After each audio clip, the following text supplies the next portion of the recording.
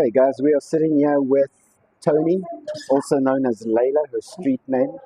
Um, to be blunt, Toni is a homeless woman living on the street. She stands a lot here on the one corner in Maysdale. Is this Maysdale? Yeah. It is Maysdale. Yeah, And I've been wanting to come and speak to Toni for a while. I drive this way through the church at Bridge, and I've always seen Toni, and I've always wanted to stop and find out what her story is, and now I've got the chance to do it. So, Toni, thank you for being here. I appreciate it. Toni, I want to know your story so that we can get your story out there, and hopefully, somebody comes forward and says, "Look, let me see if we can't get you some work, or let's try getting you out of this situation." But I want your story. Tell me, where do you come from? What's your origin story? Where I'm from, okay, well, I was born in Peel, and I was brought up in Durban my whole entire life. Never been a huge fan of Joburg, but I ended up here. I've been here for 5 years now. And yeah, Durban's mainly where I'm from. And you did mention to me off screen, what was the one thing in your life that was almost that deciding factor, that one little thing that got you onto the streets, that got you to move away from where your comfort was and you being here on the streets? Well, I see it when my mom passed away. That was the worst thing for me. I mean, she would have kept me at bay. She was like my pillar. I did the right thing when my mom was alive, but as soon as she went, that was it. I made the wrong decisions, and men, that's the biggest thing. Was men? Yeah. My ex-fiance, that's why I ended up on the street. Yeah, it's sad. And was he also one of the street? Was he also on the street? Yeah, well, I moved in with him and his family, his mom, his mom and his dad, and they also ended up on the streets. We all ended up at the same time. Now they're off the streets, and I'm not anyone. Was that in KZN, or did you move up here to Joburg with him? Yeah, no, I've only been on the streets up here. Yeah. Right. Yeah. And you also mentioned to me that you've got kids? Yes, I've got two daughters. Two daughters? Yeah. And the one is living with the grandparents? Yeah. The younger one? Yeah. She's with the grandparents in Cape Town, and right. The oldest one's with her boyfriend in Springs. Her father lives there as well. Yeah, she's 22. And I'm sure it must be hard for you not seeing them, especially like during the festive season, especially, Yeah, it's a horrible time. Yeah, I know, like when you're not around family and there's no family to help. You mentioned that the only family you've got is an uncle. My aunt. Your aunt. Yeah. Yeah, it's difficult. I mean, she's old now as well. Like, I don't even know what it'd be like seeing her again. And your siblings? You got siblings? Half brothers and sisters. Two of them are overseas in Australia and New Zealand, and one does live in Joburg, but we don't keep contact him. Like, he just ignores me if I get a hold of him on Facebook, and yeah, I just let it be. I have to accept it for what it is. Well, it's I'm hoping through something like this over here we can make something happen. We're always trying to help. We're always trying to see if we can't get people off of the streets. I appreciate you coming and telling us your story. But let's go into life on the street. Okay. Life on the street, I'm sure can't be easy. We were talking about it earlier. I'm sure it can't be easy. Like I said, I've seen you here a couple of times. I've always wanted to stop and get your story. Tell me about your immediate surroundings right now. How are you making money? What are you spending the money that you do make on? Who is you mentioned there's a guy here with you as well. What role does he play in your life right now? Well, I actually left him this morning. I told him to go back to Alberton because I've been looking after him for probably 4 years now, which is kind of difficult because I'm trying to look after myself at the same time. Being at the robot, so unpredictable. That's where I make my money, is at the robot. Money, to be honest, really goes on food and sometimes drugs, I'm not going to lie. And yeah, the things that we need on a daily basis, it's a day-to-day thing. It's not like I'll make money and have money tomorrow. It's making money every single day. It's crazy. It's hard. I can imagine. And then what amenities do you use? Do you guys, is there like a place that you go to go and sleep at night where you can maybe shower or use the toilets, or Yeah, no, that is people don't. You know, a lot of people they won't let us use public toilets or their toilets. Like you can't just go anywhere. You have to just find. You've got to find somewhere. You've got to wing it. I sleep by Macy's Spa outside the pool place there. I used to sleep down at Timber City in Alberton. Those are the safe havens for like the little sort of communities that on the streets. But those have become like very difficult now. More foreigners are coming in and they just rowdy, they drink a lot, they make a lot of noise. Um, I must say like Macy's is a lot safer than Alberton. Your stuff, yeah, well, even though my stuff got stolen up this side. But yeah, it's a you're talking about Macy's, yeah, but Macy's Spa? Yeah, Macy's They're Spa. by Randolph. Yeah, Randolph. Okay, so you had stuff stolen there now recently? Yeah, on Sunday. My blankets, my clothing. So that's crazy. Great fun. That's crazy. And speaking of something like that, it's like safety-wise, I'm sure it can't be safe for you out on the streets. Now, alone it's not. You see, that's also why I had Dorian, you know, with me. People would leave me alone, but as soon as they can see that he's gone, they take advantage. Because Sunday was the day that I also told him not to go away. He was away from me. My stuff got stolen. It's like I'm an easy target when I'm by myself. Of course. The thing is, I want to be by myself, so it's just I don't want anyone to be dependent on me because I can't even depend on myself. Yes. It's crazy. If we had to go back and say,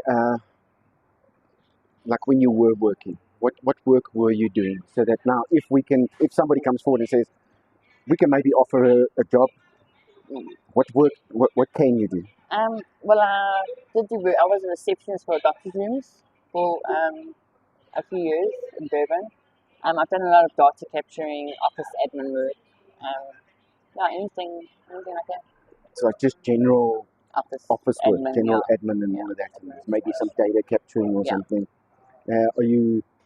Have you worked on computers and that before? Yeah. I'm not fixing them, just working on a computer. I haven't in a long time, so I don't know what's been updated. I'm not going to lie. Probably scared of How long have you been on the streets now? I've been on the streets going on about 5 years now. So 5, 6 years. 6 years actually, 6 years. That's crazy. And all of it up here in Joburg, and is it in this area specifically, Alberton majority? Yeah, only Alberton. And how do you... another area. Sure. Like on the streets and on the corners and that. Roughly plus minus per day, what would you make? In the beginning, my target was like 300 Rand a day. Now it's... Your target, so you're setting a target on 300 Rand a day? Then. Now, like, I just go with whatever I promise you, because it's so unpredictable. I mean, like these days during this week, let's just say, like 2 days ago I made 30 Rand. Yesterday I made 60. So, like, that's very little. I mean, that you cannot survive on. Like, to be honest, a person on the street needs a little more than that to survive. And it's unpredictable. What's the first thing that you spend on? Food. Toiletries. Toiletries is a bit expensive. Like, my target would have to, like, higher, but like food is the first thing I have to. My priority is to get food. I think when was it, like just about a year ago, I felt like very ill. Like my lungs were like really, really bad. I was coughing up a lot, like a phlegm and stuff. I ended up in hospital, but I was like almost like I was anorexic. I was like very small. Like I put on a lot of weight, so I've made sure that I'm staying healthy. That kind of thing. Look, from some of the other ladies that I've spoken to that we've tried to help, I can see that you're not a regular user. You know, some of them you can see on their faces and the way they got their twitches, the way they pull their faces, that they're definitely on something, which is a good thing. I'm glad that you're not a regular user. I get that you do use from time to time. Why do you use from time to time? I think it's either like I need energy, or maybe it is a coping mechanism kind of thing. Like say if I'm going through like a lot of stress, especially the robot's giving me stress or whatever. If I do have money, then I'll go and I'll try to get a fix or something just to relax and calm my mind, calm my nerves. Well, look, I'm glad that you're not regularly using, so it's indicative that you're not a addict, which is a good thing. But it'd be great if we could find a way just to get you off of the street, get you completely and utterly clean. I'm hoping, like I say, through this podcast and through our community, through churches and that we can make a plan. I do suggest if you can, just down the road, the bridge churches here, I know they do have outreach programs. You can maybe pop in over there sometime and just go and ask them what they can do for you. I know they come to Macy's Spa on a Monday normally and feed us in the evening. So I'm very good friends with that crowd. Beautiful. So I'll speak to them. Yeah, speak to them, see what they can do. I know that they do also have some packages for the ladies and that they do give out with not just like how do I say, like toiletries. Okay. So maybe even speak to them about something like that. I know you're saying like toiletries and they are quite expensive and now. Yeah. So, the cost of living in South Africa is not cheap anymore. I don't know that. It's scary actually. You know what else Every is time there? I go into a shop, I'm like, I can't believe the prices. Have you been like on the streets? Do you get assaulted? Oh yeah, no, the robots can get like quite bad. What do you mean, And like from other homeless people, or just random people? Like random people. Assault you?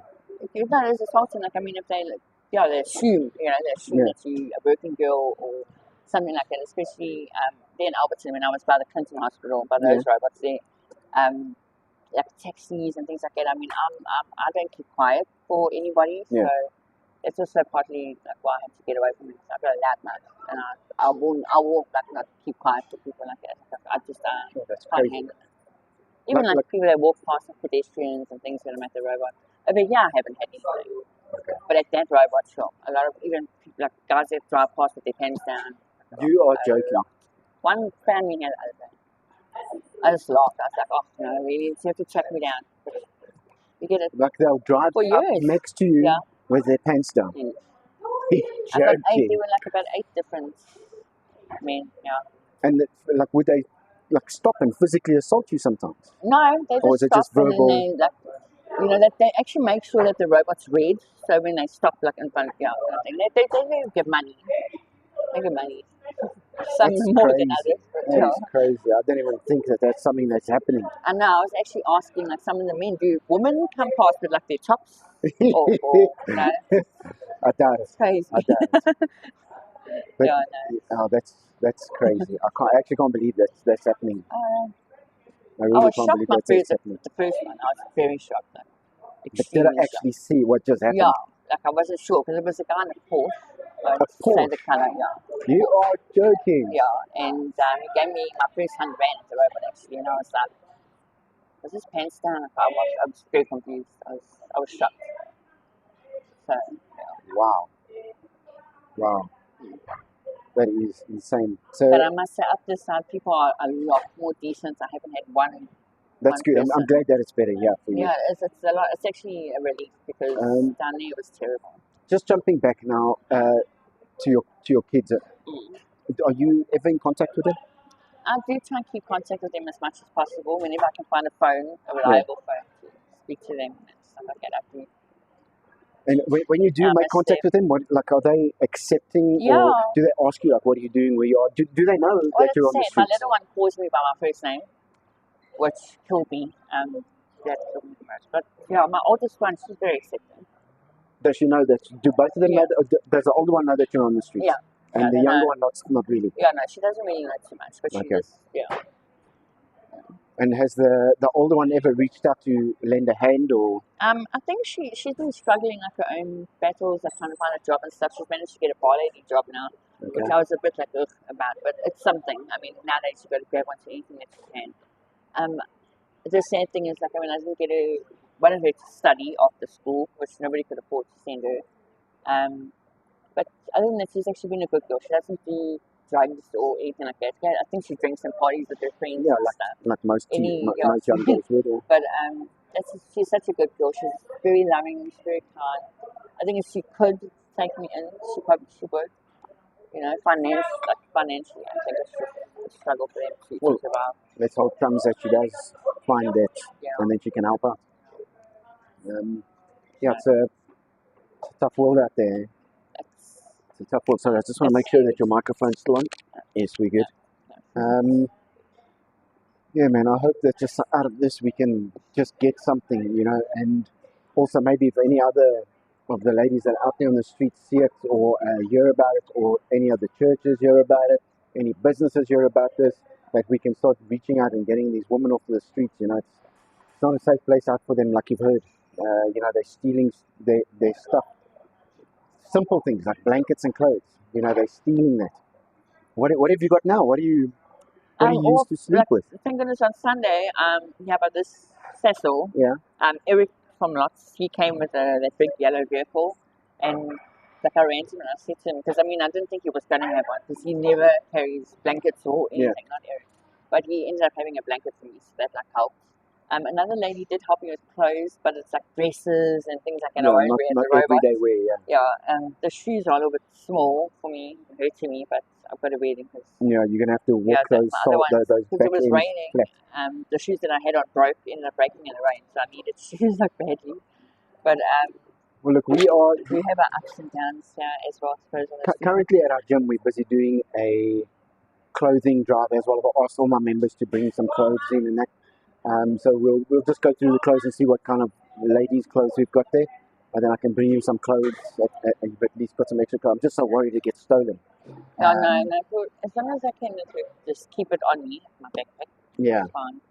But such big things, I'll just have to try and find something to. What time do you guys? Like when you go to Macy's? What time do you go there to go and sleep? Well, we can go there anytime from 5 when the businesses are closed down that side of, like by the pool place, the uniform shop, that side. So anytime from 5 o'clock, go down there. And then what time do they want you out there? You got to get up early. Yeah, before they open. So I'm like up probably about 6 o'clock, and then I come back up here by the robots. Yeah. So you up from 6 o'clock in the morning until 6 o'clock at night, 5 o'clock at night. Basically, so it's like a working day for me. That's crazy. And in this heat wave that we've been having, I'm sure it couldn't have been easy. No, it's not. Especially without sunscreen and stuff like that. It's like very... Yeah, I can see you very dark from standing outside. Yeah. Really. Which, if you stayed in Durban, you would have, in case you would have been dark anyways. I used to run in the sun just to get a tan. Now it's like, do I need a tan? When you want one, you don't get one. Look, I hope that from this we can, guys, if you can help, even with a small bag of toiletries, toothpaste, brushes, any feminine products that you can help with, just come here through to the corner. It's just outside the Cecil garage in Maysdale. Just come through, come and help, come and give something, Grab Toni and come and grab a Nando's, come and have a meal with her. Do something like that. Any little bit of kindness is the right thing to do. It's the walk in faith in kindness, please. Are you religious at all? Yeah, I'm Christian. Do you go to church? I don't at the moment. I think it's because I don't want to be around normal people and I haven't bath properly, and it's like I feel so all the time. Well, there you go. If we can get her a couple of bags of sanitary towel, those little, not sanitary towels, wet wipes. That's the name I'm looking for, the baby wet wipes, sanitary towels. You don't want to wipe yourself down in one of those. They dry. But if you can bring some wet wipes, and then if we can get some clothes in, then at least you can be a little bit presentable and go through. Look, the nice thing about the churches is, honestly, we go in t-shirts, shorts, flip-flops, and there's holes in your shirt. And this is normal people that have homes. Yeah. I've seen them go over there to church, there's holes in their shirts, backwards caps on. It's very accepting, but at least you're there. And you know what? You can always sit at the back if you feel really insecure. Come in last, sit right at the back, and at least you can be there for the sermon, So I would suggest, if you can, even if get to one of the sermons. They've got 4 of them. So if you can, and Bridge is just down the road over here, and they're a very cool place. I love the place. I was just baptized over there, so it's a very, very cool place.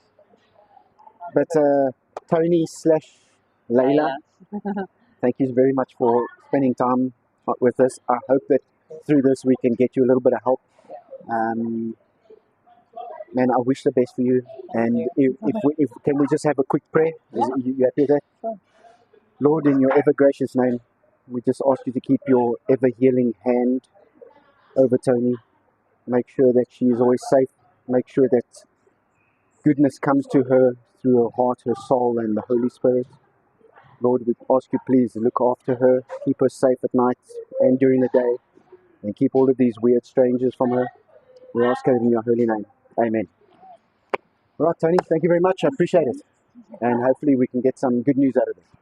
Thank you. Thanks, guys. Thanks for tuning in.